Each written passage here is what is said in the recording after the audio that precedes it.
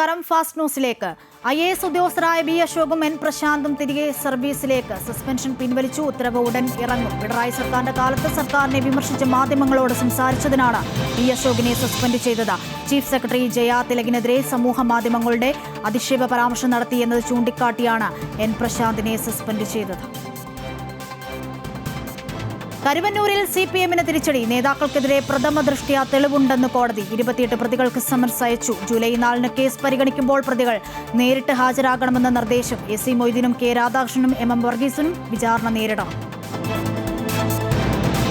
വിവാദ രക്ഷാപ്രവർത്തന കേസിൽ ഗൺമാന്മാരുടെ മുൻകൂർ ജാമ്യാപേക്ഷയിൽ വിധി ചൊവ്വാഴ്ച. ദൃശ്യങ്ങൾ 20-ലധികം തവണ കണ്ട് കോടതി. SITക്ക് കോടതിയുടെ വിമർശനം. അന്വേഷണ വിവരം എങ്ങനെ ചോരുന്നുവെന്ന് വധശ്രമ വകുപ്പ് ചേർത്തത് എന്തിനെന്നും കോടതി. മാസപ്പടി കേസിൽ സ്വത്ത് കണ്ടുകെട്ടൽ നടപടികളിലേക്ക് കടന്ന് ED. റെയ്ഡിന് പിന്നാലെ മരവിപ്പിച്ച 242 അക്കൗണ്ടുകളിലെ 18.36 കോടി കണ്ടുകെട്ടും. വീണയുടെ HDFC ബാങ്കിലെ അക്കൗണ്ടും മരവിപ്പിച്ചു. ഇതിനായി അഡ്ജുഡിക്കേറ്റിംഗ് അതോറിറ്റിക്ക് മുൻപാകെ റിപ്പോർട്ട് നൽകും. റെയ്ഡിൽ പിടിച്ചെടുത്ത രേഖകൾ തുടർന്നും കൈവശം വെക്കുന്നതിനും റിപ്പോർട്ട് നൽകും. ചോദ്യം ചെയ്യലിന് മുൻപ് വീണയുടെ ബാങ്ക് ലോക്കർ പരിശോധിക്കാനും നീക്കമുണ്ട്.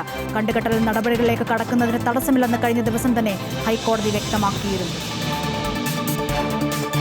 MR അജിത് കുമാറിനെ ബെപ്കോ CMD പദവിയിൽ നിന്നും മാറ്റണമെന്നാവശ്യപ്പെട്ട് എക്സൈസ് മന്ത്രി M ലിജു. വകുപ്പിന്റെ സുതാര്യത ഉറപ്പാക്കാൻ മറ്റൊരു ഉദ്യോഗസ്ഥനെ നിയമിക്കണമെന്ന് മുഖ്യമന്ത്രിയോട് എക്സൈസ് മന്ത്രി ആവശ്യപ്പെട്ടു. പദവിയിൽ നിന്നും മാറ്റുമെന്ന മുന്നറിയിപ്പുള്ളതിനാൽ നേരത്തെ തന്നെ ബെപ്കോയുടെ ദൈനംദിന കാര്യങ്ങൾ ഇടപെടാതെ മാറി നിൽക്കുകയാണ് MR അജിത് കുമാർ. PM ശ്രീയിൽ പെട്ടെന്ന് തീരുമാനമെടുക്കാനാകില്ലെന്ന് വിദ്യാഭ്യാസ മന്ത്രി N ഷംസുദ്ദീൻ. കഴിഞ്ഞ സർക്കാർ പദ്ധതിയിൽ ഒപ്പിട്ട് പണം വാങ്ങിയിട്ടുണ്ടെന്നും മന്ത്രി കോഴിക്കോട് പറഞ്ഞു. സാമ്പത്തിക കാര്യങ്ങൾ പരിശോധിച്ച് തീരുമാനമെടുക്കുമെന്നും മന്ത്രി. കാഫിർ സ്ക്രീൻഷോട്ട് കേസിൽ DYFI നേതാവിനെ SIT ചോദ്യം ചെയ്തു. തിരുവള്ളൂർ സ്വദേശിയും DYFI ബ്ലോക്ക് കമ്മിറ്റി അംഗവുമായ ജിതിൻ ഭാസ്കറിന്റെ മൊഴിയാണ് SIT രേഖപ്പെടുത്തിയത്. റിബേഷ് രാമകൃഷ്ണന് കാഫിർ സ്ക്രീൻഷോട്ട് ലഭിച്ചത് ജിതിനിൽ നിന്നുമാണെന്നാണ് സൂചന. ജിതിൻ ഭാസ്കറിന്റെ ഫോൺ കസ്റ്റഡിയിലെടുത്ത് ഫോറൻസിക് പരിശോധനയ്ക്ക് അയക്കും.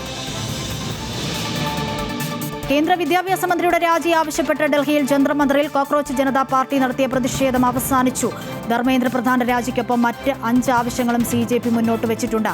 നീണ്ട പോരാട്ടത്തിന് തുടക്കമാണിതെന്ന് CJP സ്ഥാപകൻ അഭിജിത്ത് ദീപ്കെ. സംസ്ഥാനത്ത് വിവിധയിടങ്ങളിൽ ഇന്നും കനത്ത മഴ. മലപ്പുറം, കോഴിക്കോട് ഉൾപ്പെടെ 5 വടക്കൻ ജില്ലകളിൽ ഇന്ന് റെഡ് അലർട്ട്. മലയോര മേഖലകളിൽ യാത്രാ നിയന്ത്രണവും ഏർപ്പെടുത്തി. കാസർഗോഡ് മാവുങ്കാലിൽ ഓടിക്കൊണ്ടിരുന്ന സ്കൂട്ടറിന് മുകളിലേക്ക് മതിലിടിഞ്ഞു വീണു. സ്കൂട്ടറിൽ സഞ്ചരിച്ചിരുന്ന 2 പേർക്ക് പരിക്കേറ്റ ഇവരെ കാഞ്ഞങ്ങാട് ജില്ലാ ആശുപത്രിയിൽ പ്രവേശിപ്പിച്ചു. കാസർഗോഡ് ആദൂരിൽ വീടിന്റെ മതിലിടിഞ്ഞ് സഹോദരങ്ങൾ മരിച്ചു. പരസ്പര സഹകരണത്തിലൂടെ ജീവിതം സുഗമമാക്കുക എന്നതാണ് പ്രകൃതി നൽകുന്ന പാഠമെന്ന് സദ്ഗുരു ശ്രീ മാതാമൃതാനന്ദമയി ദേവി. വികാരജീവി എന്നതിനപ്പുറം വിചാരജീവിയായും അതുവഴി വിവേകജീവിയായും ഓരോരുത്തരും മാറണം. എറണാകുളം ബ്രഹ്മസ്ഥാന മഹോത്സവത്തിൽ 1-ാം ദിനം അനുഗ്രഹ പ്രഭാഷണം നടത്തുകയായിരുന്നു അമ്മ. ഇസ്രയേൽ നിരീക്ഷണത്തിൽ ആശങ്ക പ്രകടിപ്പിച്ച അമേരിക്കയുടെ പ്രതിരോധാസ്ഥാനമായ പെന്റഗൺ രംഗത്ത്. മുതിർന്ന അമേരിക്കൻ ഉദ്യോഗസ്ഥരെ ഇസ്രയേൽ രഹസ്യമായി നിരീക്ഷിക്കുന്നുവെന്ന് പെന്റഗൺ അഭിപ്രായപ്പെട്ടു. ഇറാൻ വിഷയത്തിൽ പ്രസിഡന്റ് ഡൊണാൾഡ് ട്രംപും ഇസ്രയേൽ പ്രധാനമന്ത്രി ബെഞ്ചമിൻ നെതന്യാഹുവും തമ്മിലുള്ള ഭിന്നത രൂക്ഷമായ സാഹചര്യത്തിലാണ് പുതിയ റിപ്പോർട്ടുകൾ.